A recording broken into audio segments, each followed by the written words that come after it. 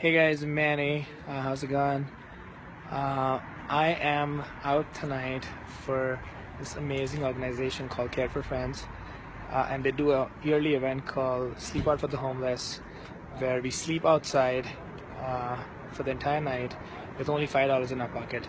In the background, you can see my other participants, and there's about 15 people. You can pass by, it's fine. There's about 15 people who registered for this year's homelessness drive. I have with me Mr. Joe here, who helps out with Care for Friends, and he was homeless 7 years ago. Yes, Right? I was. So we just want to learn a few things about the real world, which I've realized today is way more tough than I could ever imagine. So Joe, tell us about how it was back in the day. Any experiences you want to share? That'd be great for our viewers. The thing about being homeless, the hardest thing is keeping clean. And I've been known to jump in the lake in the dead of winter to take a bath. Wow.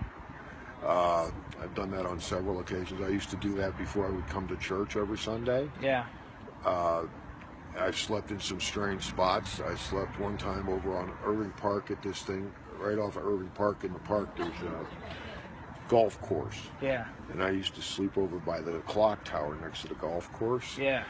And one incident that happened, I used to feed the raccoons every night. There's a preserve there, Wow. and there's like 30 raccoons in there. And I used to feed them every night for like 6 months. And one night it got really, really cold out, and I fed them, and I went over and I laid my stuff out, and I crawled in to go to sleep. Yeah. And about a half hour after I did that, 2 raccoons came in and laid into me and stayed there till 4:30 in the Wow. morning. Wow. That was scary. Yeah. In fact, I did not sleep that night.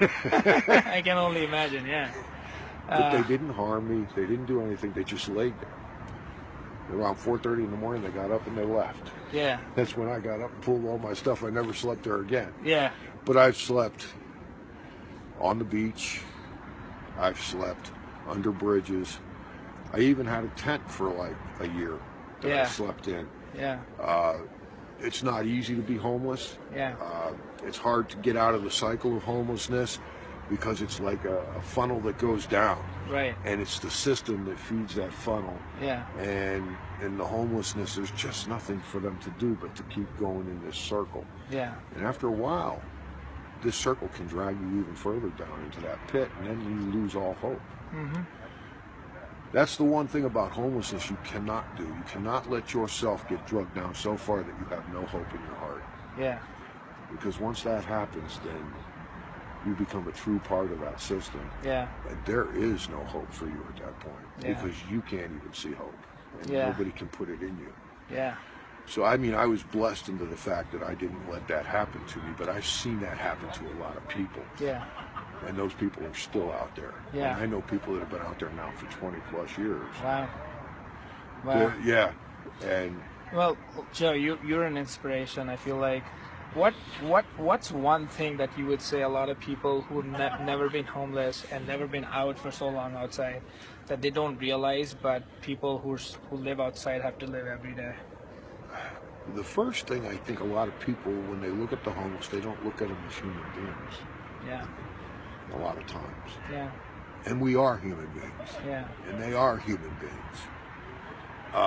The second thing that you don't realize is there are a lot of nights that these homeless people don't eat. There are, they can go for weeks without taking a shower or Yeah. getting clean. They can go for weeks in the same clothes. Yeah. All these types of things happen in homelessness.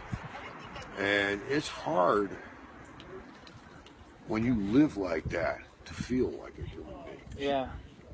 And I think it's even harder for people to look at you as a human being. Yeah. Do they see So what would be your recommendation for everyone who's watching, in ways they can help out, like even like a little bit, whatever they can do. Yeah, any little thing can help out. I mean, if you want to walk over to somebody $5, that's helping out. Yeah. You want to go buy them a meal and bring it back, that's helping out. If you Yeah. want to just go and sit down and talk to them, most people will talk to you, and most of them are pretty nice. Right. And you get some people that are crazy, and that's part of homelessness. Right. I say approximately 1/3 of the people that are really out there are truly mentally ill. Yeah.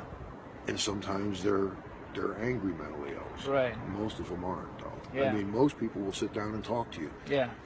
If you want to learn about it yourself, I would suggest you sit down and talk to people, and then try to sleep out yourself with your church or with a bunch of people. Yeah. Just to know what it feels like. Yep. And pick a good cold day. As today. Or a good rainy day, and try and deal with the difficulties that go along with that kind of day. Yeah. For people to, for you to understand what they go through. Right. The best thing for you to do is to try and walk in their Right. footsteps, even if it is only for one night. Yeah. No. One night can open your eyes a lot. As it is for me, my hands are literally like freezing as I'm holding this phone. But thank you so much, Joe. That was really helpful. I feel like a lot of viewers don't even, as you said, like don't even realize, and hence don't even stop and think about how a lot of people are living their lives every day, and as some of them living for 20 years. As I used to tell some people when I was homeless, sometimes I feel like a shadow in the daylight. That is a comment that has to do with the way that people will ignore me or turn their head when they used to see me. Wow. Or, Yeah. they didn't want to see me, so I became a shadow. Yeah. So there's this physical aspect of just being out, living in the cold, scrambling for food, and then there's this mental, emotional angle, which also is pretty brutal, it seems. Yeah, like, yeah, it can be all brutal, and it's all part of that spiral that can drag you down. Right. But you can't let that drag you down. Because if you do, you really put yourself into the deepest hole you could possibly imagine, and it's one where you don't see the daylight at the end of the tunnel. Yeah.